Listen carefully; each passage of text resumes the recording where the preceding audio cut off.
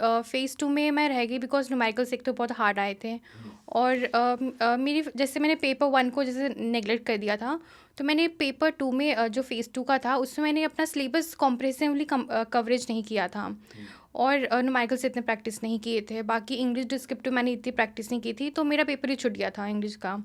और मेरे 2 क्वेश्चंस रह गए थे आरसी के, तो ऑब्वियसली आपका पेपर तो फिर नहीं होता क्लियर।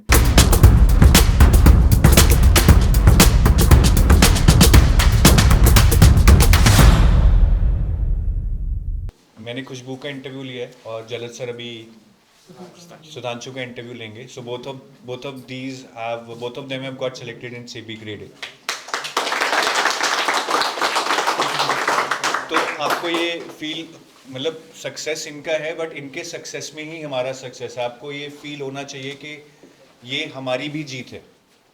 ठीक है, ये हमारी बहुत बड़ी जीत है कि हमारे 42 कैंडिडेट्स, आई होप CCPA वाले नहीं सुन रहे हैं अभी, क्योंकि हमें शायद 30 लोगों का ही कंसेंट आया, बट लेंगे हम 40 के 40 लोगों का कंसेंट लेंगे. तो एक बहुत बड़ी अचीवमेंट है और वो दिख रहा है जब लोग यहाँ आ रहे हैं. इट्स नॉट अ फ्लूक, लोग आ रहे हैं. खुशबू ने मुझे बताया अगेन, ये हमारी मतलब हम भगवान हैं तो ये हमारी माता जी हैं भगवान में जो होती है ना वो. तो इनके लेक्चर्स मतलब किसी ने नहीं छोड़े हैं, कृतिका मैम के. I hope you also feel the same.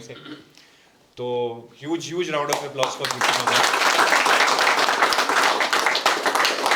और इनकी जर्नी, किसी की जर्नी आसान नहीं है जिसने भी सक्सेस ली है.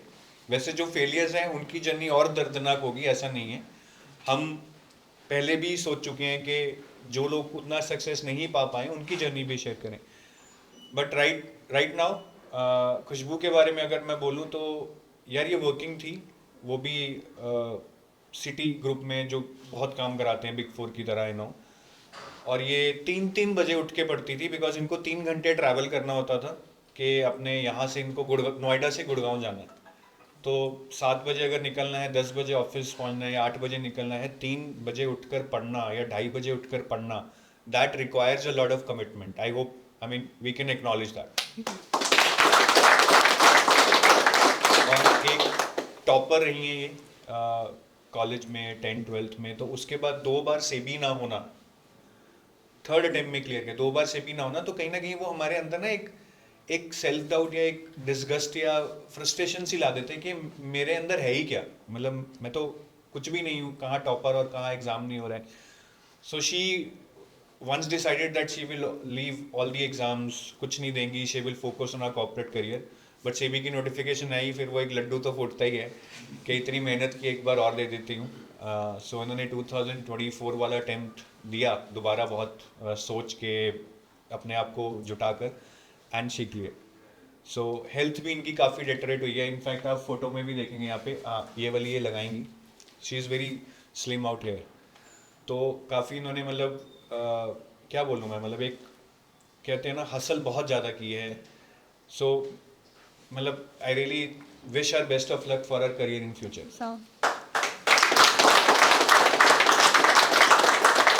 तो मैम आप ये हमारी ना एक वॉल ऑफ फेम है जहाँ पे हम जो भी हमारे स्टूडेंट्स निकलते हैं, where we have played some contribution, हम उसको अपनी एक वॉल ऑफ फेम में लगाते हैं. तो आई जस्ट रिक्वेस्ट यू कि आप ये फ्री में यहाँ पे टांगे, so that we can capture this moment.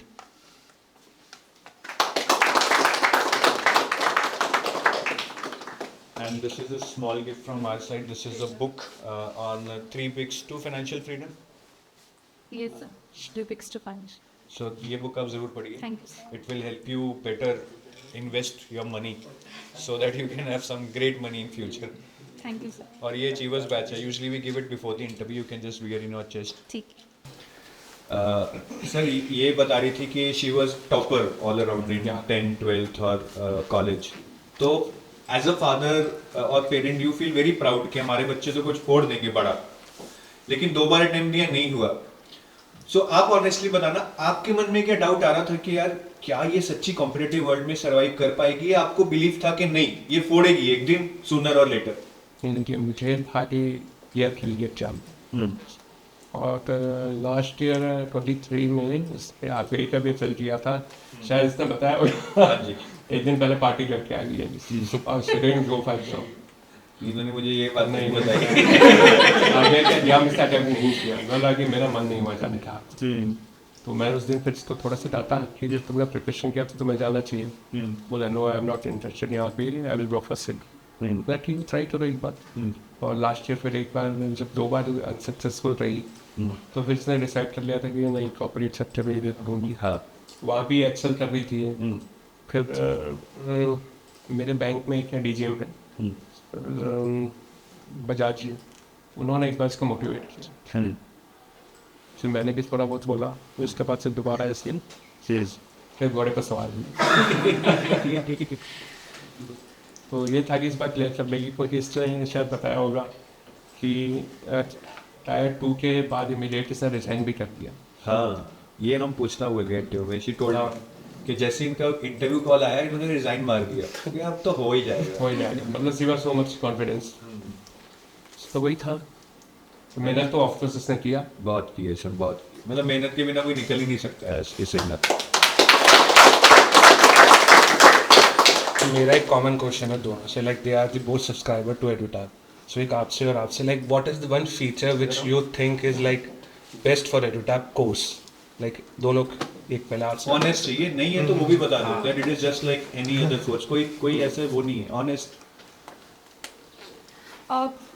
एडुटैब में एक मुझे बहुत अच्छा लगता है कि आप लोग बच्चों पे फोकस करते हो कि बच्चों को आपको सक्सेसफुल बनाना है। ये नहीं कि बस आपने बिजनेस खोल लिया आपको पैसे कमाने, वो आपका गोल है ही नहीं। इवन आप मतलब आप सेल करके भूल नहीं जाते हो, आप जब तक वो बच्चा सिलेक्ट नहीं हो जाता आप उस पर फोकस रखते हो, तो ये मुझे बहुत अच्छा लगता है। अब तक सर मैं 2 पॉइंट बोलूँगा।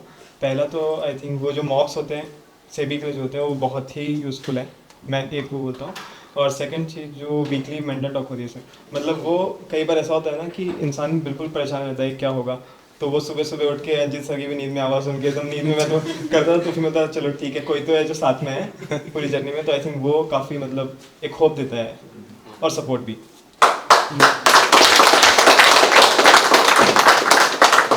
बहुत ज़्यादा ठंड थी तो कभी कभार लेट उठते थे, बहुत बार मन करता था कि यार जान दो यार, तो लगता था नहीं यार चाहे 10 मिनट लेट है बट लेट शुरू करते हैं। And all the people used to be there, मतलब शायद कोई छोड़ जाता but 30-40 people used to be there, तो मज़ा आता है। मतलब सुबह वाली मेंटल टॉक ना बहुत लंबी जाती है 8:30 पौने 9 तक, सो उसमें मुझे भी बहुत मज़ा आता है। लोग दिल खोल के पूछते हैं कि क्या चैलेंजेस हैं, क्या उनको करना चाहिए। खाई okay, I have a question for Khushboo कि जैसे पिछले 2 बारी से भी नहीं हुआ तो इस बार यू डिड समथिंग डिफरेंट कि हो गया, क्योंकि बहुत सारे स्टूडेंट्स होते हैं जिसका होता नहीं स्टार्टिंग अटेम्प्ट्स में ना, तो क्या चेंज करे आप अपने अंदर या प्रिपरेशन? कृतिका मैम की वीडियोस देखे प्रिपरेशन में मैंने ये चेंज किया कि पहले जो 2 अटैम्प्ट थे उसमें मैंने सिलेबस ही पूरा नहीं कर पाया था, तो रिवीजन बहुत दूर की बात थी और मैंने उसको बस कहानी की तरह पढ़ लिया था कि बस सिलेबस जैसे हम कॉलेज में पढ़ते कि बस पढ़ लो और हो गया। तो मैंने MCQ प्रैक्टिस ही नहीं की है, ना मैंने मॉक टेस्ट दिए। तो इस बार मैंने पूरा सिलेबस कॉम्प्रिहेंसिवली कवर किया और फिर एटलीस्ट 3 से 4 बार रिवाइज़ किया पूरा सिलेबस A to Z, और फिर मैंने एटलीस्ट 5 से 6,000 तक मैंने MCQ प्रैक्टिस की कि मेरी कोई कमी ना रहे कहीं पे। 5 से 6,000। जी सर। तो ये एक क्वेश्चन मैं पूछना चाहूँगी, जैसे स्टूडेंट्स के कॉल आते हैं राइट, जो फर्स्ट टाइम अटेम्प्ट करते हैं या जिन्होंने एग्ज़ाम भरा है, उनका मेजर क्वेश्चन यही होता है हम कैसे पढ़ें। मतलब अगर मैं किसी पे कॉल पे बात कर रही हूँ, जैसे आप लोग कभी कॉल करते हैं एज अ फ्रेशर, तो बच्चा हमेशा ये चीज़ पूछता है कि हमने स्ट्रैटेजी लेनी है, हम कैसे पढ़ें। तो आप लोगों के माइंड में भी स्टार्टिंग में शायद ये क्वेश्चन आया होगा, आपने भी किसी स्ट्रैटेजी ली होगी, तो क्या आपने जो स्ट्रैटेजी ली है या नहीं, आपने खुद से अपना माइंड बिल्ड किया, थोड़ा सा इसमें थोड़ा सा आप ब्रीफ करेंगे? क्योंकि मुझे लगता है ज़्यादातर बच्चों का ये पहला क्वेश्चन यही होता है, मैम हम कैसे पढ़ें, हमें समझ नहीं आ रहा है, तो हम फिर कॉल अरेंज कराते हैं अपने मेंटर से, उसके रिगार्डिंग थोड़ा सा ब्रीफ करेंगे। सबसे पहले तो आप पूरा सिलेबस की फ़ोटोकॉपी निकाल लीजिए कि आपको ये पढ़ना है। और मैंने तो सब कुछ एडुटैब से ही पढ़ा है, तो मैं चैप्टर वाइज सब जाती थी कि मैंने जैसे इकोनॉमिक्स पिक कर लिया, तो इकोनॉमिक्स के ऊपर पहले सिलेबस देख लो क्या क्या है, फिर एक एक चैप्टर करके उठाओ, एक चैप्टर अपनी जैसे वीडियो कर ली, उसके बाद कंसेप्ट नोट्स पढ़ लो, उसके बाद आप उसके PYQ चेक करो कि क्या क्या क्वेश्चन पूछे गए इससे।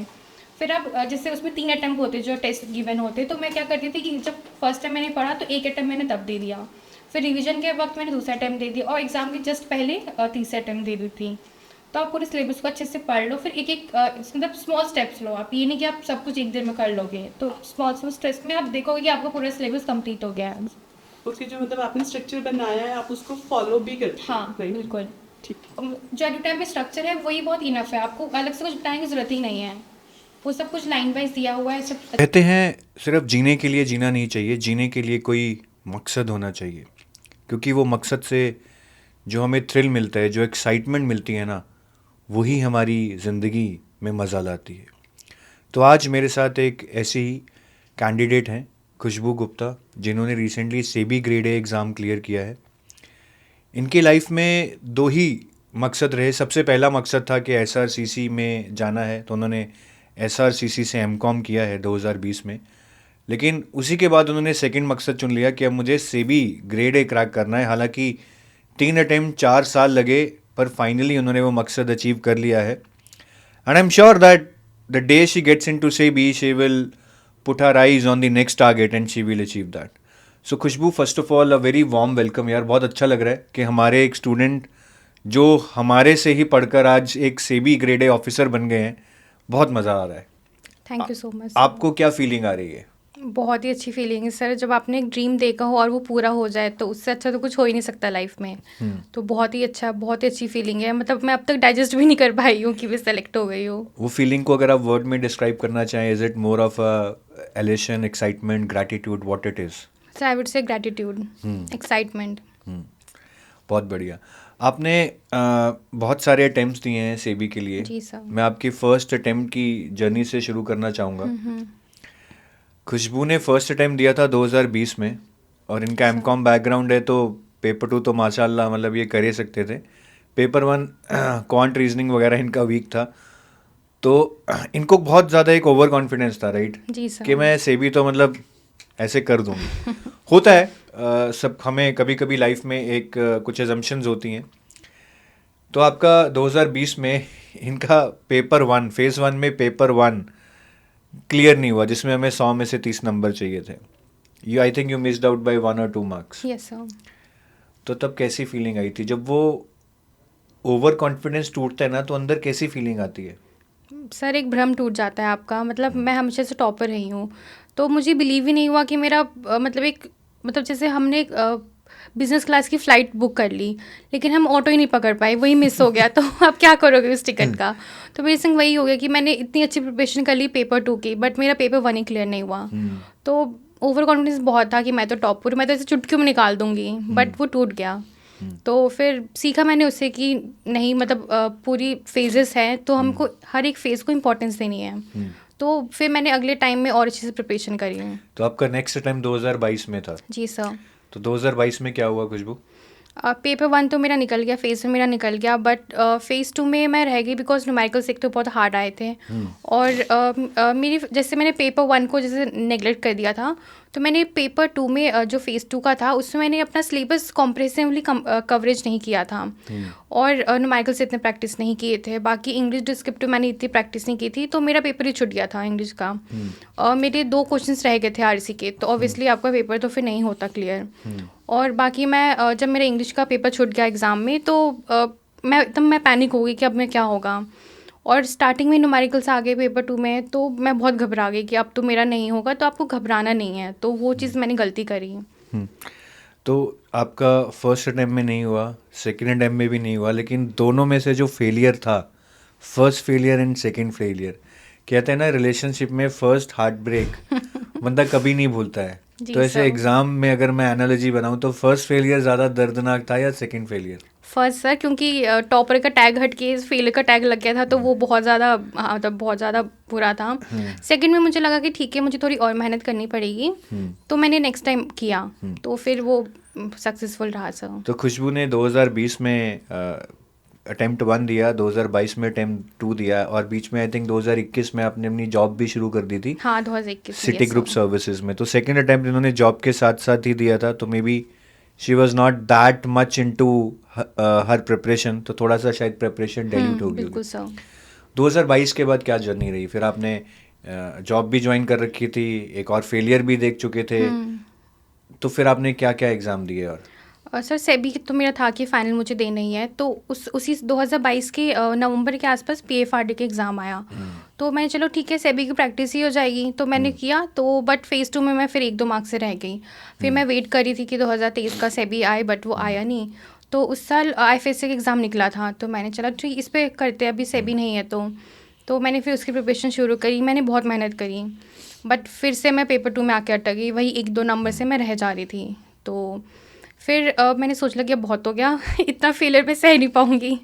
तो मैंने सोचा कि ठीक है अब मैं छोड़ ही देती हूँ, नहीं मैं प्रिपरेशन ही छोड़ देती हूँ, प्रिपरेशन ही छोड़ देती अपना हूँ। कॉर्पोरेट जॉब में तरक्की हाँ, करती हूँ। हाँ, मतलब खुद पे से भरोसा ही उठ गया था कि मतलब टॉपर होके मैं दूसरे टर्म में क्लियर नहीं कर पा रही हूँ, जो उसके साथ वाले एग्ज़ाम है वो क्लियर नहीं कर पा रही हूँ, तो फिर मेरे से क्या ही होने वाला है। तो बहुत मतलब वो सेल्फ डाउट बहुत ज़्यादा हाई पे था, तो मैंने छोड़ दिया था फिर प्रिपरेशन अपनी तो ये 2023 जून जुलाई। 2023 में मतलब जैन फेब में आपने सारे एग्जाम की प्रिपरेशन छोड़ दी? हाँ नहीं सर, मई जून में मैंने दिया था आईएफएससी का, मई फिर जून मैंने के बाद हाँ छोड़ दी? बिल्कुल छोड़ दिया मैंने। तो फिर जब आपने एक बार छोड़ दी तो ये दोबारा सेबी की कहानी कैसे शुरू हुई फिर? सर सितंबर एंड की बात होगी, मार्केट में रूमर फैला कि सेबी की नोटिफिकेशन आने वाली है और जनवरी फेब में एग्ज़ाम हो सकते हैं। मैंने कहा ओहो, मन में लड्डू फूटा वो वाला गाना बजा, ठीक है अब मुझे दोबारा देना है।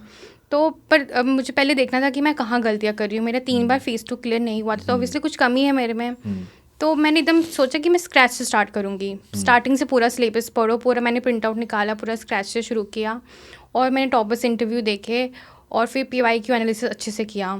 फिर मैंने एक एक चीज़ उठाई कि मैंने पहले इकोनॉमिक्स उठाया, फिर उसको मैंने पूरा कॉम्प्रिहेंसिवली कवर किया, फिर मैंने उसको रिवीजन किया, मतलब मैंने 3 बार रिवीजन एटलीस्ट किया होगा पूरा इकोनॉमिक्स का ही? हाँ, मतलब इकोनॉमिक्स का ही अब सर बिल्कुल।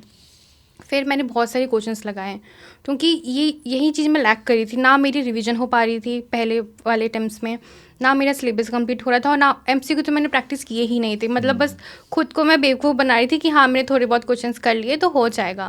बट मुझे था कि इस बार खुद से सच बोलना है, जितना अगर पानी में हो तो बता दो पानी में हो, वो टॉपर वाला टैग लेके नहीं घूमना है कि मैं कुछ गलत नहीं कर सकती। तो फिर मैंने सुधारा खुद को कि मुझे इसमें, बिकॉज आपका कॉलेज का एग्ज़ाम अलग होता है और आपकी गवर्नमेंट एग्ज़ाम बिल्कुल अलग होती है, तो मैंने उसमें अपना इम्प्रूवमेंट किया। आपने एक वर्ड यूज़ किया कि मैंने स्क्रैच से प्रिपरेशन स्टार्ट की 3rd अटेम्प्ट में, तो थोड़ा समझाएंगी मतलब पहले आप किस तरह से तैयारी कर रहे थे और ये स्क्रैच वाली प्रिपरेशन आपकी किस तरह से अलग थी, थोड़ा ब्रीफ में? सर स्क्रैच का मतलब ये कि जैसे पहले मैं क्या करती थी, मैंने पूरा सिलेबस कर लिया, हो गया, दैट्स इट, 1-2 मॉक्स लगा लिए, ख़त्म। मैंने ना प्रीवियस ईयर का एनालिसिस किया, ना कुछ किया कि कैसे क्वेश्चंस पूछे जा रहे हैं। मैंने जैसे थ्योरी की तरह पढ़ लिया, जैसे हम कॉलेज में पढ़ते हैं, स्कूल का पेपर हाँ है, स्कूल का पेपर दे आएंगे लेकिन एग्जाम में वो इम्प्लीमेंट ही नहीं हो रहा था। तो फिर मैंने ठीक है शुरू से देखते हैं, इसलिए मैंने बोला कि मैंने PYQ एनालिसिस किया, टॉपर्स इंटरव्यू देखी उन्होंने कैसे प्रिपेयर किया, तो मैंने चैप्टर वाइज किए, बहुत सारे रिवीजन किया, देन मैंने MCQ प्रैक्टिस किया। क्वेश्चंस प्रैक्टिस करना बहुत इंपॉर्टेंट है, अदरवाइज आप टेस्ट नहीं कर पाओगे अपनी नॉलेज का, आपको कितना आता है और कितना नहीं आता है। तो ये था मेरा स्क्रैच से मतलब। तो इस प्रिपरेशन में जब आप 3rd अटेम्प्ट में जा रही थी, आप एक बार सब कुछ छोड़ चुकी थी कि देना ही नहीं है, मेरे बस का नहीं है, अपनी बेइज्जती करा रही हूँ मैं बार बार हाँ, देके, बिल्कुल। घर वाले रिश्तेदार भी सोच रहे होंगे ये क्या ही कर रही है, तो लेकिन दोबारा कूदी, फिर मन में बहुत सारे डाउट्स तो आते होंगे कि यार 3rd अटेम्प्ट शुरू तो कर लिया, अगर इस बार भी नहीं हुआ तो कहीं ना कहीं अपनी ही नज़रों में रिस्पेक्ट गिर जाएगी। तो उस टाइम पे वो सपोर्ट सिस्टम क्या था, कौन कौन लोग थे जो आपके सपोर्ट सिस्टम का पार्ट थे, जो आपको मोटिवेट करते थे, जिनको देखकर आपको लगता था कि नहीं यार ऑल इज़ वेल, मैं ये करूँगी? सर मेरे पापा, मेरी मम्मी और मेरा बड़ा भाई, ये तीनों मेरे सपोर्ट सिस्टम रहे हैं। और जब मुझसे नहीं होता था, मतलब जब मैंने 2023 में छोड़ दिया था, तो पापा ने आके बोला कि तू कर सकती है, इतने पास आके मत छोड़, हो सकता है नेक्स्ट अटेम्प्ट में हो जाए। अगर वो नहीं बोलते तो शायद मैं छोड़ ही दी होती और आज मैं यहाँ नहीं होती। तो वो बहुत इंपॉर्टेंट है कि आप एक पॉजिटिव एनवायरनमेंट में रहो, आपका एक सपोर्ट सिस्टम हो। और मम्मी ने भी बहुत सपोर्ट किया। और भाई का मैं स्पेशली बताना चाहूँगी कि वो मेरे रूम में आया करता था और बोलता था कि तू इमेजिन कर कि तेरा सेबी में हो गया है और तू मस्त मुंबई के फ्लैट में है, एकदम हाई वाला, तो 54th वाला अपने फ्लैट ले रखा है और वहाँ से एकदम सी व्यू है, और आप इमेजिन करो कि आप चेयर पे बैठ के चाय पी रहे हो, फिर आपको नीचे से कॉल आ रही है कि मैम आपकी कार आ गई, आप नीचे आ जाइए, फिर आप जो आपका ड्राइवर है वो बैग लेके आपका नीचे जाएगा। तो ऐसे पूरा मुझे इमेजिन कराता था कि विजुअलाइजेशन टेक्निक। हाँ, तो वो बहुत अच्छी टेक्निक है ये। तो मैं सोचती थी वाओ कितना मज़ा आएगा, ये तो मुझे चाहिए। तो फिर वो बहुत हेल्प होती है। और जिससे मैं कभी बोर हो रही हूँ तो मैं बोलती थी भैया कहीं चल बोले कहीं आसपास ही घुमा दे, तो वो घुमाने ले जाता था। तो वो थोड़ा मूड चेंज होना बहुत ज़रूरी है आपका, अदरवाइज आप अपने रूम में बैठ के ना डिप्रेशन में ही चले जाओगे पढ़ते पढ़ते। तो एक स्मॉल ब्रेक्स आप लेते रहो बीच में। जब आप जॉब कर रहे थे तो ऑब्वियसली ऑफिस में 10-12 घंटे का काम रहता होगा जैसे भी सर। है, तो कभी ये मन में नहीं आया कि यार छोड़ इस जॉब को, सेबी की तैयारी करती हूँ? सर जैसे मेरा most of the time work from home था, तो मेरी ऑफिस टाइमिंग दोपहर के 12 बजे से रात के 9-10 तक होती थी। तो मेरे पास मॉर्निंग में इनफ टाइम होता था, मतलब मैं 9 घंटे आराम से निकाल लेती थी। तो मुझे लगा कि इतना टाइम इनफ है प्रिपरेशन करने के लिए। अब अगर 24 घंटे आपके पास होते तो आप वेस्ट ही करते हो उसमें। कभी आप कुछ कर रहे हो, कभी आप वेब सीरीज देख रहे हो, इससे अच्छा जो 9 घंटे है आप उसको अच्छे से यूटिलाइज करो, और जो बाकी की टाइम उसमें आप जॉब कर लो या फिर कुछ और कर लो। तो जॉब, और एक और रीज़न था कि मैं एक बैकअप हमेशा रखना चाहती थी कि मेरा माइंड शांत रहे। ये ना हो कि अगर ये नहीं हुआ तो मेरे पास कुछ दूसरा चीज़ नहीं है। और स्ट्रेस आ जाएगा कि अब ये हाँ। जॉब भी नहीं है, ये तो लेनी ही पड़ेगी, फिर और स्ट्रेस आ जाता है। हाँ, तो अपना एक आप बैकअप रखो कि चलो यहाँ नहीं हुआ तो इसमें तो मैं ग्रो कर जाऊँगी। मेरा था कि अगर नहीं भी हुआ तो चलो ठीक है, मैं प्राइवेट सेक्टर में ग्रो कर जाऊँगी। तो वो एक पीस ऑफ माइंड होना बहुत ज़रूरी है, इसलिए मैंने अपनी जॉब कभी छोड़ी नहीं कि चलो यहाँ नहीं तो यहाँ ग्रो कर जाऊँगी। तो टाइम कैसे मैनेज करते थे, क्या शेड्यूल था आपका? आपने मुझे बताया कि बीच में आपका ऑफिस भी ऑन साइट चालू हो गया था, जी 3 सर। घंटे का ट्रेवल रहता था, तो कैसे मैनेज करते थे यार? मतलब 9 घंटे की जॉब, 6 घंटे ट्रेवल, उसके बाद तो घंटा टाइम नहीं बचता होगा। जी सर। मेरा घर नोएडा में है और मैं गुड़गांव जाती थी ऑफिस, तो वो 6 घंटे का ट्रैवल। मैं सुबह 9 बजे निकलती थी, मैं रात को 10-12 बजे आ रही हूँ। तो सुबह का मैं क्या करती थी कि मुझे रोज़ रोज़ पढ़ना तो था, वो मुझे फ्लो बिगाड़ना नहीं था। तो मैं कभी 2:30 बजे उठती थी, कभी 3 बजे उठती थी। मैं 4-5 घंटे मुझे चाहिए होते थे, अदरवाइज़ मेरे से नहीं होता। मैं खुद से झूठ नहीं बोल सकती थी, तो मैं उठती थी 3-4 बजे। ऑब्वियसली मेरी बहुत तबीयत ख़राब हुई, बहुत हेल्थ ख़राब हुई, लेकिन अब रिज़ल्ट मिल गया तो लगता है कि ठीक है, सब था, मतलब करना था मुझे। तो इस तरह मैंने मैनेज किया। और ऑफिस में स्ट्रेस भी बहुत होते हैं, तो मैं स्ट्रेस तो बहुत ही लेती हूँ। तो उन सब का इम्पैक्ट भी आता था। तो बल्कि ऑफिस में कुछ बुरा हो जाता था तो मैं सोचती थी हाँ बस इसी कारण मुझे और सेबी में जाना है, ये रीज़न एक और ऐड हो गया। तो मेरा आधा मोटिवेशन तो मेरी जॉब से ही आया कि मुझे यहाँ तो काम नहीं करना है, तो मैं इसमें जाऊँगी और मेहनत में लगाती थी। सेबी में सिलेक्शन लेना हो तो एक गंदी जॉब ज्वाइन कर लो। हाँ बिल्कुल। तो ये जो आप 3 बजे उठती थी आपने बोला, जिससे आपकी हेल्थ भी ख़राब हुई, तो मैं बहुत सारे एस्पिरेंट्स देखता हूँ जो मेंटल हेल्थ की प्रॉब्लम से गुजर रहे हैं या फिजिकली स्ट्रेन हो चुके हैं, बैक पेन है, सर्वाइकल है। अब आप हाइंडसाइट में मतलब how do you analyse it कि चलो रिजल्ट तो पॉजिटिव आ गया, बट क्या अपनी हेल्थ की कॉज पे कुछ करना चाहिए? आप क्या मैसेज देना चाहेंगी? सर नहीं करनी चाहिए, बिकॉज बहुत मुश्किल है आपको दोबारा वैसे हेल्दी होना। मैंने अपनी हेल्थ को बहुत इग्नोर किया है, मतलब मुझे ही पता है कि मैं इस वक्त कितनी हेल्दी हूँ या कितनी अनहेल्दी हूँ। तो आपको नहीं करना चाहिए। भले ही आधा 1 घंटा निकालिए, खुद पे फोकस करिए, जिम चले जाइए, योगा कर लीजिए, वो आपके माइंड के लिए भी सही रहता है।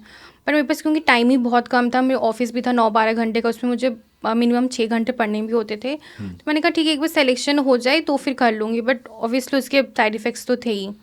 तो वो चीज़ आपको नहीं करनी चाहिए। आपको थोड़ा थोड़ा, आप भले आधा घंटा दो, लेकिन दो। थोड़ा थोड़ा हम करते रहेंगे तो बॉडी में एक थोड़ी एनर्जी, एक्टिवनेस भी रहेगी। एक्टिवनेस हाँ। रहती है। जो आपने बताया टाइम कम था, लेकिन आजकल मैं देखता हूँ हम बहुत सारे लोग तो मतलब मैं खुद भी, मैं झूठ नहीं बोलूँगा, मैं रात को सोने से पहले just to at stress buster मैं रील्स देखनी शुरू कर देता हूँ। Most of the times I close it within इन 15 मिनट्स। कभी कभार 1-1 घंटा तक मैं देखता रहता हूँ कि कोई ना, आज लेट सो जाऊँगा। तो सोशल मीडिया का जो डिस्ट्रैक्शन है या एडिक्शन है, वो आपने कैसे हैंडल किया? क्या आप सोशल मीडिया को एक हेल्पफुल टूल यूज़ किया आपने, एज अ हेल्पफुल टूल, या फिर उससे दूर रहे? What was your strategy?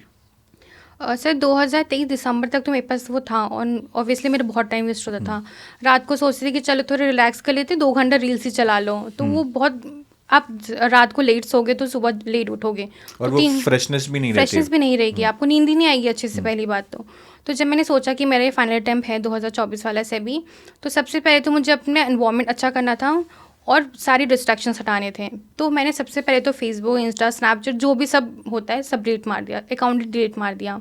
मैंने बस रखा व्हाट्सअप, अपना लिंक्डइन और टेलीग्राम, ये तीनों मैंने रखा, और सारी चीज़ें डिलीट। ये तो बन जाएंगी, पूरी लाइफ है, लेकिन अभी पढ़ाई करनी है, तो बस अभी पढ़ाई करनी है। बिल्कुल सही बात है। मतलब फेसबुक पे और इंस्टा पे एक अकाउंट बनाना, उसको फ्रेंड्स ऐड करना, तो आई थिंक 1 साल का भी काम नहीं है। करियर पहले है। बिल्कुल। एंड आई थिंक मुझे एक बंदे ने बहुत सही बात की थी कि सर मैं अपना टाइम दूसरों को देखने में, फॉलो करने में क्यों बर्बाद करूं? रेदर मैं इतना कैपेबल बनूं कि लोग मुझे इंस्टा पे, लोग मुझे फेसबुक पे फॉलो करें, लोग जी मेरे सर। से एडवाइस मांगे। तो वो मुझे बहुत अच्छी बात लगी। जी सर। तो नेक्स्ट हम थोड़ी सी आपकी जर्नी हमने डिस्कस की, हम थोड़ा सा एग्ज़ाम प्रिपरेशन के बारे में भी डिस्कस कर लेते हैं, क्योंकि बहुत सारे एस्पिरेंट्स जानना चाहते हैं कि अगर मैं एमकॉम बैकग्राउंड से हूँ तो मुझे किस तरह से प्रिपरेशन करनी चाहिए। तो हम उसके बारे में थोड़ा बात करेंगे। सबसे पहले आपका जो सोर्स था, क्या सोर्स था आपका, या क्या क्या सोर्सेस थे आपके? आप किसी का भी नाम ले सकते हैं, एडुटैप के अलावा भी कोई आपने सोर्स यूज़ किया, आप उसका भी नाम ले सकते हैं। और सर मेरा मेन सोर्स तो एडुटैप ही था। 90% ऑफ द कोर्स मैंने मतलब वही पढ़ा। बाकी मेरी 11th-12th की कुछ बुक्स, जैसे कुछ टॉपिक्स मैंने वहाँ से पढ़ लिया, या फिर मेरी बीकॉम एमकॉम की बुक्स वो बहुत हेल्पफुल थी, मैंने वो वहाँ से पढ़ लिया। फिर सीए का कुछ मटेरियल मैंने रेफ़र कर लिया कुछ टॉपिक्स के लिए। और बाकी एमसीक्यू के लिए मैंने बहुत सारे कोर्सेज रेफ़र किए, 3-4 मैंने और रेफ़र किए थे, ताकि थोड़ा मतलब जो हम पढ़ रहे हैं उससे थोड़ा हट के भी हम क्वेश्चंस प्रैक्टिस कर लैंग्वेज भी लें। थोड़ी अलग हो हाँ, जाए, थोड़ी क्योंकि लैंग्वेज एग्जाम में अलग हो सेम जाए। लैंग्वेज तो आएगी नहीं। बिल्कुल सर। तो थोड़ी अनसर्टेन क्वेश्चंस के लिए मैंने दूसरे टेस्ट सीरीज ले ली थी, तो वो भी काफ़ी हेल्पफुल रहा। तो यही प्रिपरेशन। तो जब आप बोलते हैं कि एडुटैप आपका 90% प्रिपरेशन पार्ट था एडुटैप, तो एडुटैप से आप कैसे तैयारी करती थी? क्या आप वीडियोस देखते थे सारे, या नोट्स और एमसीक्यूज, मतलब क्या क्या चीज़ें आप करते थे? अच्छा, अगर मैं सिर्फ इकोनॉमिक्स की बात करूँ तो मैंने मैक्रो इकोनॉमिक्स के लिए मैंने किया था। मैंने वीडियोस देखी और देन कंसेप्ट नोट्स, देन उसके बाद जो PYQ होते हैं उसमें, तो वो सारे मैंने दोबारा से मतलब क्वेश्चन सारे पढ़े, दोबारा प्रैक्टिस किए। और फिर जो उसमें क्विजेस होते, 3 अटेम्प्ट्स होते, तो मैं एक बार जब फर्स्ट पढ़ाई करी तब, देन सेकेंड रिवीजन टाइम, और थर्ड जब एग्ज़ाम के जस्ट पहले। और इकोनॉमिक्स को छोड़ के जो बाकी सब्जेक्ट्स है उसमें मैंने बस कंसेप्ट नोट्स पढ़े हैं, और वीडियोस मैंने रेफ़र नहीं की, बिकॉज मेरा थोड़ा क्लियर था, तो मुझे वीडियोस की Background था आपका। हाँ, तो इतनी मुझे नीड नहीं लगी। तो बाकी वही concept notes, then PYQ, then questions practice करिए बस। So what is the feeling that gets generated inside you right now? अगर मैं बोलूँ, मतलब कोई एडुटैप के बारे में पूछे, so what is the feeling that gets generated inside you, और what are the words that come to your mind right now? Sir EduTap एक ऐसा प्लेटफॉर्म है जो बच्चों के बारे में सोचता है। ये नहीं कि बस आपको पैसा कमाना है। आपने मतलब बच्चों की बहुत हेल्प करी। इवन मैं आपको मेल भी करती थी कि मुझे ये डाउट है, तो इवन 1-2 आवर्स में रिप्लाई आ जाता था। और जैसे मुझे कभी स्ट्रेस हो जाता था, जैसे एग्ज़ाम के पहले मैं फेस टू की बताऊँ, तो मुझे बहुत स्ट्रेस हो रहा था कि पता नहीं कैसे होगा, इतना लास्ट अटैम्प्ट पे, और एक सेबी की एनुअल रिपोर्ट आ गई थी बड़ी सी, वो मैं कैसे कवर करूँगी। आपने एक PDF प्रोवाइड करी थी, बट वो बहुत ही मतलब उसमें Lengthy बहुत थी। सारी लेंथी थी, बहुत सारे नंबर्स थे, तो वो मुझे समझ नहीं आया मैं कैसे करूँ। मेरा रिवीजन ही पूरा नहीं हो रहा था एग्ज़ाम के जस्ट पहले, तो मैं ये ऐड कैसे करूँ? तो मैंने मेल कर दिया, ठीक है चलो मेल करते हैं। तो मैंने इसमें लिखा कि मुझे बहुत स्ट्रेस हो रहा है और मेरा ये एनुअल रिपोर्ट भी रह गया, मैं क्या करूँ? तो फिर गुरकीरत सर है, उन्होंने रिप्लाई किया कि स्ट्रेस मत लो, हो जाएगा सब, और एनुअल रिपोर्ट एक काम करो, MCQ के थ्रू प्रैक्टिस कर लो। तो मैंने वो कर लिया, तो वो काफ़ी हेल्पफुल था। तो मतलब इससे पता चलता है कि ये नहीं कि बस आप कोर्स बेच गए और भूल गए, आप हेल्प करो, जब तक बच्चा सेलेक्ट नहीं हो जाएगा वो हेल्प करोगे उसकी। तो ये थैंक बहुत यू सही फॉर है। Putting in such good words. और ये हमारी इंटेंशन भी रहती है कहीं ना कहीं जी सर। कि एक स्टूडेंट सपोर्ट सिस्टम बनाया जाए, that we have got your back, कि हम आपके साथ खड़े हैं, आप टेंशन मत लीजिए। जी सर। और if I ask you, I'm not asking you to compare, but how do you feel EduTap is different from others in the same domain? Sir मैं ये कहूँगी कि आप जो अपना टाइम है, आप कहाँ फोकस करते कि आप अपने कंटेंट को इम्प्रूव करो, बच्चों की ज़्यादा हेल्प करो। ये नहीं कि मतलब आप दूसरे कोर्सेज़ को थोड़ा डिग्रेड करके अपना थोड़ा बड़ा, वैसे नहीं।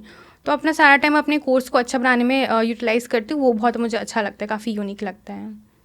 Thank you for such kind words.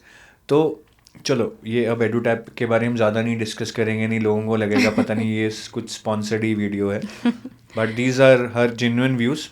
आप इम्प्रूवमेंट भी बता सकती हैं अगर आपको लगा हो कि कोई अच्छी चीज़ नहीं है। We will definitely try to improve अगर आपके दिमाग में कोई इम्प्रूवमेंट आ रही है। सर एज सच तो अभी कुछ नहीं है।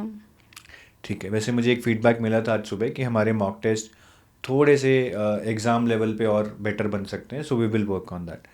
तो नेक्स्ट मैं आपसे थोड़ी सी स्ट्रैटेजी के बारे में डिस्कस करूँगा। मुझे सब्जेक्ट वाइज थोड़ी अपनी स्ट्रैटेजी बताइए, then we will discuss some other points also. तो कंपनी लॉ से शुरू करते हैं। कंपनी लॉ को आपने कैसे अप्रोच किया? सर कंपनी लॉ मैंने पहले तो कंसेप्ट नोट्स पढ़े, कुछ अगर टॉपिक समझ नहीं आया तो मैंने वीडियो रेफ़र कर ली, और बाकी मैंने अपने एक छोटा सा नोट्स बना रखे थे जिसमें जैसे पेनाल्टी जैसे 50,000 से लेके 3 लाख तक है, तो मैंने पेनाल्टीज़ की अलग बना रखी थी। और जैसे नंबर ऑफ़ डेज़ के बहुत कंफ्यूजिंग होता है कि 30 डेज़ है, किसी में 60 डेज़ है।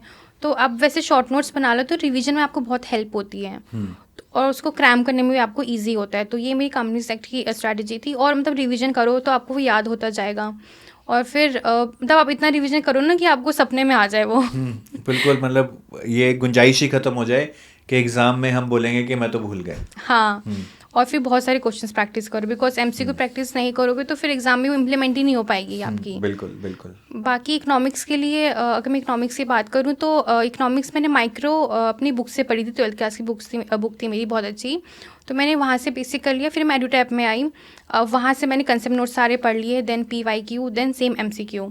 और फिर मैक्रो इकोनॉमिक्स की मैंने वीडियोस देखी कृतिका मैम की, तो उन्होंने बहुत अच्छे से बहुत सिंप्लीफाई कर रखा था, तो मैंने वहाँ से किया। फिर मैंने अपनी रफ नोटबुक इतनी वाली रखती हूँ मैं, इतनी वाली मोटी वाली तो वो पूरी ऐसे भर गई है 7-8 कॉपी। तो मैं बहुत लिख के मैं बहुत पढ़ती थी, डायग्राम्स बना बना के, ताकि अगर मैं कंटेंट भूल जाऊँ तो एटलीस्ट डायग्राम मेरे माइंड में रहे।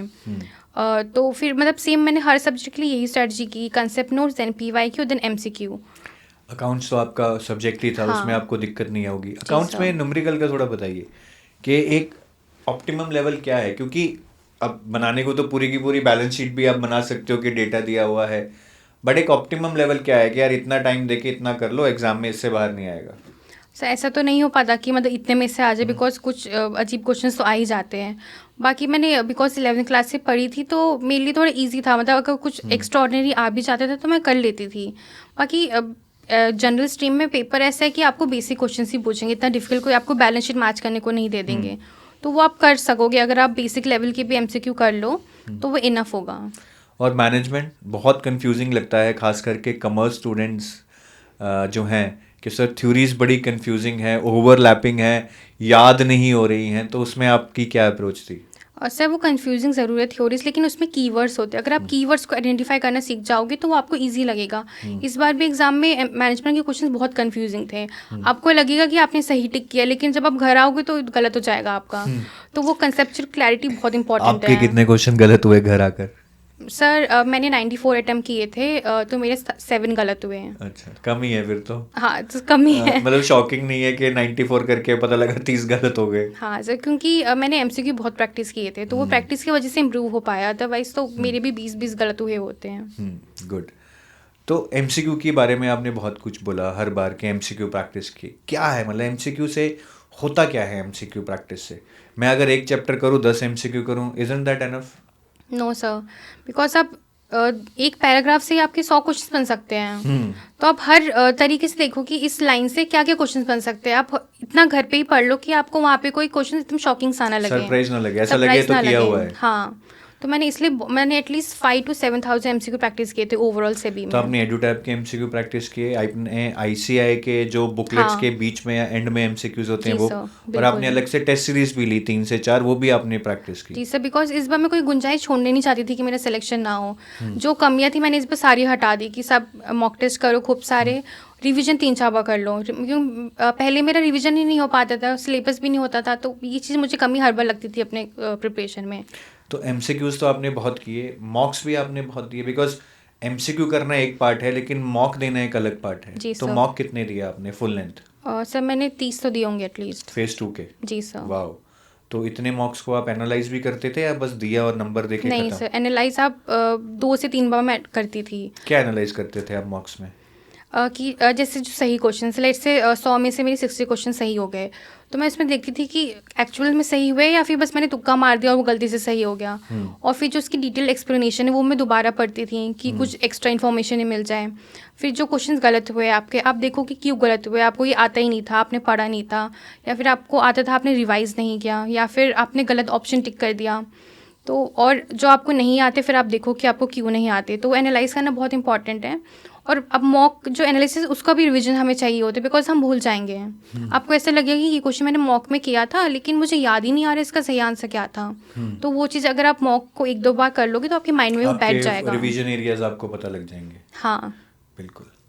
और मॉक्स में आप सिली मिस्टेक्स वगैरह भी ढूंढते थे कि यार मैं ऐसी सिली मिस्टेक्स कर रही हूँ, ये दोबारा नहीं करनी है मुझे? हाँ, जैसे मेरी सिली मिस्टेक क्या होती थी कि मैं पूरा क्वेश्चन से नहीं पढ़ती थी जल्दबाजी में। ये ऑप्शन ध्यान से नहीं देखे? हाँ, ये ऑप्शंस मैंने ध्यान से नहीं देखे, मैंने सी की जगह बी टिक कर दिया, ऑप्शन सी सही था पर हड़बड़ी में मैंने बी पे टिक कर दिया, तो ये बहुत सिली मिस्टेक्स है, तो ये आपके बहुत मार्क्स खाती है।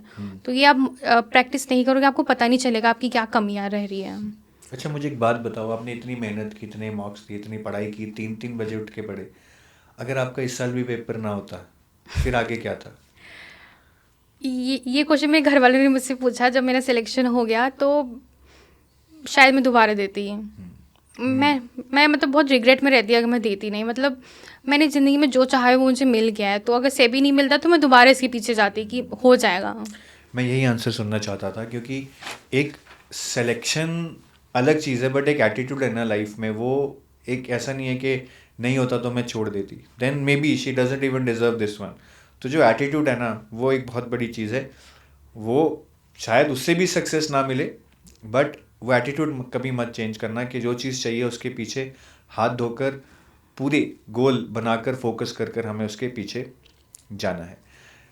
तो MCQs दिए आपने, मॉक्स दिए, रिवीजन कैसे किया आपने? कितनी बार की रिवीजन आपने? तो मुझे लग रहा है 10 बार रिवीजन की होगी। नहीं से इतना तो नहीं, मतलब MC के थ्रू मैंने बहुत सारी रिवीजन कर ली, पर एक होता नहीं कि पूरा सिलेबस E से सिलेबस Z तक, तो वो मैंने एटलीस्ट 4 बार किया होगा, बिकॉज मैंने अक्टूबर में अपनी प्रिपरेशन शुरू कर दी थी, तो मेरा अप्रैल मई तक एक पूरा सिलेबस हो गया था कि मतलब कुछ छूटा नहीं है। उसके बाद मैंने 1 महीने में दूसरा रिवीजन कर लिया, तीसरा महीने में तीसरा रिवीजन कर लिया, और फिर जो फेज़ 1 और फेज़ 2 के एग्ज़ाम के बीच में गैप था, मैंने उसमें ऐसे चैप्टर वाइज जाके रिवीजन नहीं किया, मैंने सिर्फ क्वेश्चन प्रैक्टिस किए। तो वो तो जब आप रिवीजन करते हैं, जो आपने मई जून में की, जो भी फर्स्ट सेकंड रिवीजन, उसमें क्या अप्रोच रहती है? क्योंकि काफ़ी लोग ये पूछते हैं सर रिवीजन करते करते इतना टाइम लग जाता है कि वो लग रहा है दोबारा से पढ़ रहे हैं। So how do you make sure that you are actually revising and not reading it again line by line? वो कैसे होता है? सर मैं हाईलाइट करती थी PDFs में कि ये इंपॉर्टेंट है। तो एडुटैब की समरी शीट्स आप डाउनलोड कर लेते हाँ, थे? बिल्कुल। उसमें हाईलाइट करते थे, फिर वो हाईलाइटेड पार्टी आप रिवाइज जी करते सर। थे, which actually used to save your time. और अगर आप एक चीज़ पढ़ चुके हो तो आपको दोबारा वो पढ़ने में टाइम भी बहुत कम लगेगा, एग्जैक्टली। तो वो हो जाता था आराम से। पहली बार से तो आई थिंक 40% टाइम, इससे ज़्यादा नहीं लग सकता है अगर आपने एक बार वो चीज़ समझ रखी है अच्छे से। हाँ ये ज़रूर होता है कि थोड़ा भूल गए हैं, लेकिन उसको याद करने में बहुत कम टाइम लगता है। जी सर। बिल्कुल सही। पेपर में टाइम कैसे मैनेज किया यार? 90 मिनट 100 क्वेश्चन, आई थिंक मुझे तो लगता है सबसे बड़ा चैलेंज ही है। मैं 2 साल पढ़ता रहूँ और पेपर में जाके पता लगे कि मुझे आर्ट ही नहीं आता है कि मैं सारे क्वेश्चंस कैसे समेट लूँ उस 90 मिनट में। तो ये कैसे आपने आर्ट मैनेज किया कि यार मुझे 90 मिनट में इस तरह से इतनी आइट्रेशंस करनी है और क्वेश्चंस को सॉल्व करना है? अच्छा, जब ये पता चला था कि पैटर्न चेंज हो रहा है तो 20 दिन बचे थे फेज़ 2 के एग्ज़ाम में, तो अब क्योंकि आदत थी कि 40 मिनट 50 क्वेश्चन करने, तो वो एकदम से चेंज हो गए। तो जब मैंने मॉक टेस्ट लगाना शुरू किया तो एक तो मेरा पेपर पूरा नहीं हो पाया फर्स्ट टाइम, दूसरी बार में मैंने देखा कि मेरा कंसंट्रेशन कम हो जा रहा है जो लास्ट के 20 क्वेश्चन थे, तो ये मुझे ठीक करना था। तो मैंने एग्ज़ाम में क्या किया कि मैंने अपने 1.5 घंटे को 3 हिस्सों में बांटा। फर्स्ट हाफ जो आधा घंटा था स्टार्टिंग का, उसमें मैंने ये था कि मुझे पूरा एक राउंड मतलब लगा देना 100 क्वेश्चंस का, तो मैंने 60 to 62 क्वेश्चंस कर लिए, जो मुझे था कि बिल्कुल सही है। फिर 15 to 20 क्वेश्चंस ऐसे थे जो मैंने मार्क्ड फॉर रिव्यू कर रखे थे। मुझे अगर 1% में डाउट है तो मैंने उसको मार्क फॉर रिव्यू कर दिया। फिर ये फर्स्ट राउंड पूरा हो गया और फिर 20 से 25 क्वेश्चन मुझे नहीं आते थे। देन सेकेंड राउंड में मैंने क्या किया, जो 60 क्वेश्चन मैंने किए वो मैंने दोबारा से रिवाइज़ किया कि सही तो है, अगर मतलब कुछ सिली मिस्टेक्स तो नहीं हो गई। और देन जो मार्क फॉर रिव्यू मैंने किए थे वो मैंने दोबारा पढ़ के क्लियर कर दिया कि चलो ये हो गए। फिर जो थर्ड वाला उसमें था मुझे कि जो क्वेश्चंस बच रहे हैं अब उसमें थोड़ा खेलते हैं, इंटेलिजेंट गेस लगाते हैं हाँ, उन पे। क्योंकि वो बहुत ज़रूरी है। और क्योंकि 100 क्वेश्चन से तो 0.25 मार्क्स से आपको रॉन्ग होता, तो मुझे वहाँ पॉजिटिव खेलना था। तो मैंने आई थिंक 14 to 15 क्वेश्चंस बचे थे जो मुझे था कि इसमें मैं खेल सकती हूँ, और 6 क्वेश्चंस मैंने बिल्कुल ही छोड़ दिए थे कि उसमें कोई मतलब नहीं है। तो मैंने 14 क्वेश्चंस कैलकुलेटिव गेस किए, मतलब गेस की ऑप्शंस एलिमिनेशन कर लिया, या फिर मैंने एक एक क्वेश्चन को 5-5 मिनट तक सोचा कि ये हो जाएगा, ऐसे करके मैंने 14 क्वेश्चंस किए और उसमें 7 सही हो गए और 7 गलत, तो वो ऑब्वियसली मुझे प्लस में ले गया। तो 7 क्वेश्चन मतलब 14 मार्क्स आपको मिल गए और आपके 3 ही मार्क्स कटे, 1/4, 3 सवा 3, तो 10-11 मार्क्स का आपको फायदा होगा। बहुत, तो 10-11 मार्क्स बहुत होते हैं। बहुत होते हैं। इनफैक्ट मैं बोलूँगा कि आपका सिलेक्शन ही उन्हीं क्वेश्चंस की वजह से उन्हीं हुआ क्वेश्चंस की है। वजह से, अगर आप उनको छोड़ाते तो आपकी शायद कट ऑफ उतनी ना जाती। तो इंटेलिजेंट गेस करना बहुत ज़रूरी है, ये एक आर्ट है। और ऑब्जेक्टिव पेपर का ये एक धर्मा है, मैं बोलूँगा कि अगर आप ऑब्जेक्टिव पेपर में इंटेलिजेंट गेस नहीं कर रहे हो तो आप डिजर्व ही नहीं करते हो मेरे हिसाब से, या फिर आप बहुत ही इंटेलिजेंट हो कि बाकी क्वेश्चन बस सही है, मैं गेस नहीं मारूंगा। तो एक धर्मा है ऑब्जेक्टिव पेपर का, ये धर्म है हमारा कि हम ऑब्जेक्टिव पेपर में जो क्वेश्चन थोड़े बहुत कंफ्यूजिंग है उनमें इंटेलिजेंट गेस ज़रूर मार के आए। तो और कुछ आप बताना चाहें स्ट्रैटेजी के बारे में, नहीं तो हम इंटरव्यू की डिस्कशन कर लेते हैं। सर एज सच तो वही आप अच्छे से सिलेबस पूरा कर लो, देन आप रिवीजन करो multiple times, then MCQ practice करो, यही होता है मेन। चलिए इंटरव्यू की डिस्कशन करते हैं। I will not ask how do you prepare for interview, मतलब आपने वही करंट अफेयर्स पढ़े होंगे, HR क्वेश्चंस बनाए होंगे, जी सर। सेबी के वेबसाइट्स एनुअल रिपोर्ट पढ़ी होगी। What actually happened inside the interview room, can you just describe that in brief? क्या पूछा उन्होंने? मैं वैसे इनके नंबर बता देता हूँ। इनके पेपर 1 इंग्लिश में 53 नंबर हैं आउट ऑफ 100, पेपर 2 में 85.25, तो पेपर 2 इन्होंने फोड़ दिया है, मतलब इतना फोड़ा है कि इनके इंटरव्यू में सिर्फ अराउंड 8 नंबर हैं 15 में से, जबकि एवरेज आई थिंक 10 से 12 है। तो इन्होंने पेपर 2 इतना फोड़ा है कि वो सारी जो कमियां हैं इंटरव्यू में वो इन्होंने यहीं पूरी कर दी। तो काफ़ी लोग ना पूछते हैं कि सर हम गैप ईयर्स हैं या मेरा ये चीज़ बुरा है, मैं कैसे जस्टिफाई करूँगा, I want to go in SEBI and all. तो मैं यही बोलता हूँ यार 2 नंबर का फ़र्क पड़ जाएगा, आप उस 2 नंबर की चिंता मत करो, अपना फेस टू इतना स्ट्रांग करो कि यार आपका सिलेक्शन इंटरव्यू पे डिपेंडेंट ही ना रहे। जी सर। आपके इंटरव्यू में क्या पूछा और आपको क्या लगता है कि आपके कम नंबर क्यों आए? सर मुझे लगता है कि जैसे मेरा इंटरव्यू 80% मेरे जॉब से रिलेटेड था, तो मे बी मैं उनको अच्छे से एक्सप्लेन नहीं कर पाई कि मेरा जॉब है क्या, और उन्होंने जो क्वेश्चंस पूछे वो मुझे समझ नहीं आए, तो बहुत ही मिसअंडरस्टैंडिंग हो गई। और जो थोड़ी बहुत मुझे 8 नंबर जो मिले वो मे बी करंट अफेयर्स जो क्वेश्चंस पूछे वो, और जो पर्सनैलिटी के नंबर मिल गए होंगे, अदरवाइज वो 80% वाला तो ख़राब ही गया है पूरा, तभी मुझे इतने कम नंबर मिले हैं। कई बार होता है that you know what you are doing but you are not able to explain it. हाँ, तो वही हुआ है मेरे साथ। या फिर आप बहुत ज़्यादा टेक्निकलिटीज़ में चले गए होंगे rather than हाँ, explaining it at जी an sir. overall level. Anyways, मेरा लास्ट क्वेश्चन है ये कि just suppose your sister or your brother, smaller, younger brother or sister is preparing, आपको उनको एडवाइस देनी है कि फर्स्ट अटेम्प्ट में आप कैसे क्लियर कर सकते हो। Now since you have experience that journey, you have experience that life, you have seen failures, you have seen success, आप उनको क्या एडवाइस देंगे? और सर पहली एडवाइस तो ये कि खुद पे भरोसा रखिए कि आप कर सकते हो, और अगर आपने गोल सेट कर लिया तो आप कर पाओगे अगर आप खुद पे भरोसा रखोगे। और मैं एक कोट बताना चाहूँगी यहाँ पे कि ये कोट मुझे बहुत इंस्पायर किया है। तो वो कोट ऐसा है कि आप इतनी मेहनत तो कर लो अपनी लाइफ में कि जब आपको अपने बच्चों को एग्जाम्पल देना हो, कि मोटिवेट करना हो, तो आप अपना एग्जाम्पल दे सको, आपको किसी दूसरे इंसान की ज़रूरत ना पड़े। तो इसलिए मैंने बहुत मेहनत करी कि मैं खुद के एग्जाम्पल दे पाऊँ। और दूसरा कि आप जब प्रिपरेशन शुरू करो तो आप टॉपर्स इंटरव्यू देखो, वो बहुत हेल्पफुल होते हैं कि उन्होंने कैसे स्टार्ट किया, और प्रीवियस ईयर एनालिसिस अच्छे से करो, फिर अच्छे से सिलेबस पूरा करो, खुद से झूठ मत बोलो। जैसे मैंने ओवर कॉन्फिडेंट हो गई फर्स्ट अटैम्प्ट में, वो मत करिए। मुझे 3 अटैम्प्ट लगे यहाँ तक आने में, आप फर्स्ट अटैम्प्ट में क्लियर कर जाओगे अगर आपने खुद पे ओवर कॉन्फिडेंट नहीं, एक बैलेंस्ड कॉन्फिडेंट रखा। तो ये बहुत इंपॉर्टेंट है, और आप बहुत प्रैक्टिस करिए, अच्छे से पढ़िए, आराम से हो जाएगा। सेल्फ बिलीफ सेल्फ रखना बिलीफ बहुत इंपॉर्टेंट है। बहुत इंपॉर्टेंट है। और self belief, false self belief नहीं रखना चाहिए, क्योंकि वो फिर बहुत जल्दी टूट जाता है। कई बार हम बस ये सोचते हैं नहीं डाउन नहीं होना है, पॉजिटिव सोचना है। उसके लिए मेहनत करनी पड़ेगी। तो ये सर्कल है, जितनी मेहनत करोगे उतना सेल्फ बिलीफ बढ़ता जाएगा, अल्टीमेटली वो आपको कहीं ना कहीं सिलेक्शन देगा। So thank you Khushbu, it was really nice talking to you. Thank you sir. I wish you a really great journey in SEBI. It's a great organisation.